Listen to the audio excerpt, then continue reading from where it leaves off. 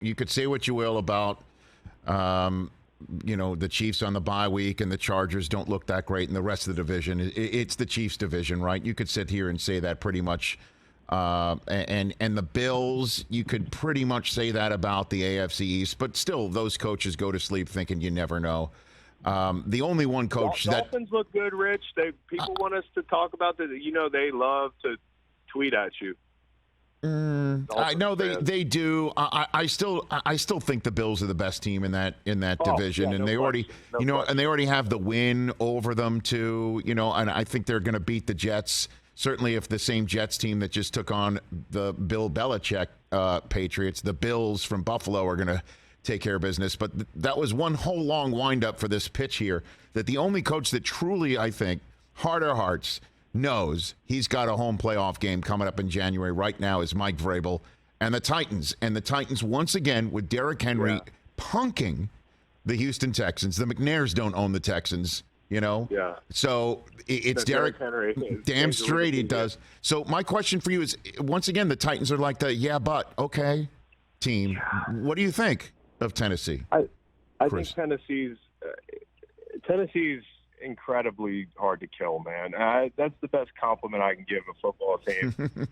That Mike Vrabel is the man. The guy you wish you played for. I like watching him and Ben Jones in tunnel last week. Like that guy cares.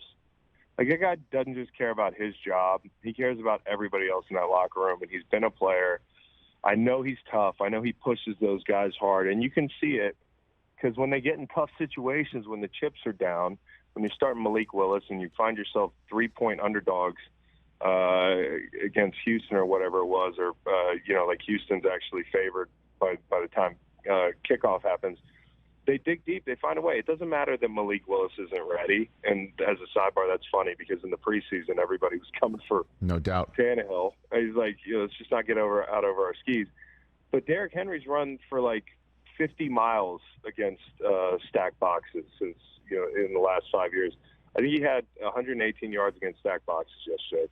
And the last guy to have so many, I think, was him a year or two ago. And he leads the league against, loaded boxes over the last 5 years by 1,000 yards or something like that. I mean, the guy is insane. I'm watching that game, and I'm just saying, load the box. And every time Houston would line up defensively, I'd count.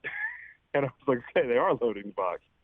There's just nothing you can do about it. The guy's 6'5". He falls forward for 2 yards every time and drags two defenders with him. He's awesome. The Titans are really tough to kill. And yeah, the only thing with the Titans are like they're sitting there in the locker room. We used to sit in the locker room and get our ankles taped before games and sit in the hot tub, and there'd be a TV on until like 90 minutes before the game. So they're a late game and they're watching the Eagles, right? And they're watching A.J. Brown. And I'm kind of wondering what guys are thinking about that move, right? Because I think the cap hits are similar with Woods and him, and you couldn't retain him. And the guy's just such a game changer. He's been a game changer in Philly. He would have really helped this football team, and they could be a contending type football team, and they might be. But you just imagine if they still had A.J. Brown, it's just a totally different ballgame. Do conversations get sparked when seriously watching TV and watching other guys like that? Is it actually verbalized, or is it really just like a look that everybody knows what the look means?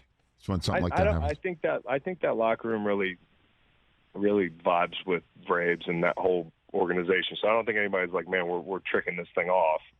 I just think it is kind of a look. I think it's like you look over at the guy next to you as AJ goes up and gets that ball between two Steelers defenders yesterday, and you're like, damn, there's nothing that needs to be said, but, he just adds a whole nother element. But the Titans are really good, and you look at the AFC picture, like I just mentioned the Dolphins, they have the Bears, the Texans, and somebody else that's not great over the next 3 weeks and a bye. So they're going to go into December.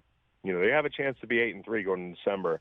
And if you're a Dolphins fan, you talk about the Bills, we talk about the Chiefs with good reason. I think they're in they're a class above everybody else. But then there's these teams like the Titans, the Dolphins, teams like that who are going to be in a good position, especially looking at like the Chiefs scheduled next month. Come December, this AFC race is going to get interesting. Catch the Rich Eisen Show every single day on the Roku channel, 12 to 3 Eastern, for free.